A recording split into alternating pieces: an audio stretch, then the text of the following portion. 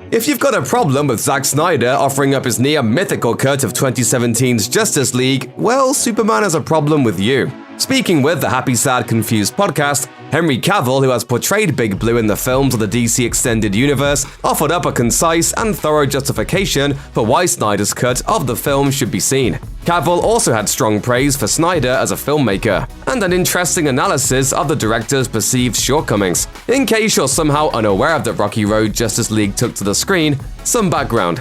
Snyder, who previously directed 2013's Man of Steel and 2016 Batman vs. Superman: Dawn of Justice, was forced to depart Justice League midway through production due to a family tragedy. Stepping in to finish the film was Avengers director Joss Whedon, who most observers agreed was pretty qualified, at least on paper. Unfortunately, Whedon, apparently under mandate from Warner Brothers, simply took a baseball bat to Snyder's film, rewriting around 80 pages of its script and tossing huge chunks of narrative out the window. Entire character arcs like that of Ray Fisher's Cyborg, whom Snyder had called the heart of his movie via Twitter, evaporated. Other characters like Darkseid disappeared altogether. The finished product barely resembled the film Snyder envisioned. I don't care how many demons he's fought and how many hells.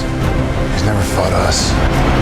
Not us united. Justice League became perhaps the highest-grossing flop in history, despite being the first live-action appearance of one of the most legendary superhero teams in history. Following a brief round of reshoots and a complete re-edit by Snyder using precisely none of Whedon's footage, HBO Max will present Snyder's version of the film as a 4-part miniseries sometime in 2021. And Cavill, for one, couldn't be happier about it. Cavill began his defense of the Snyder Cut by strongly insinuating that Whedon, who has since come under fire for allegedly running a hostile, borderline abusive shoot via Variety, was simply never the right guy for the job, being less invested in the characters than Snyder. Cavill said, "When it comes to adaptations and stuff, it's important to me that things are faithful to the source material. When you are just a carriage on someone else's train, it can be a dangerous place to be in.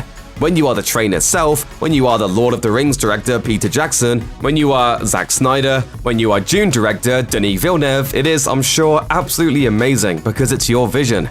The key word here is vision.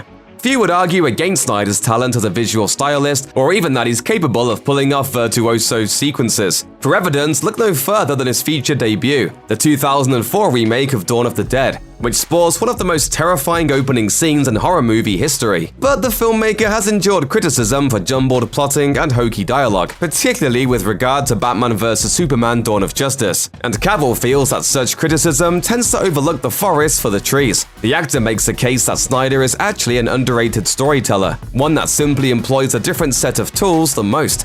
Cavill dished, "Zack's attention to detail, Zack's visual talent is extraordinary, and the way he tells stories, you see it through the visual. He's such an exceptional crafter of moments. And love him or hate him, everyone talks about the movies that he makes. I've learned a lot from his version of storytelling, in the sense that he relies on those moments very, very much. He's very much in the visual medium, and he's so good at it. Zack's visuals are second to none, and it's something which I'm going to take with me." By all accounts, Snyder's cut of Justice League is sure to be radically different from the version we saw in 2017. So we'll get to see just what Cavill's talking about when Snyder's cut hits HBO Max next year. For now, we'll be on the lookout for an official release date announcement, and we'll keep you informed. And as always, we'll be keeping the faith.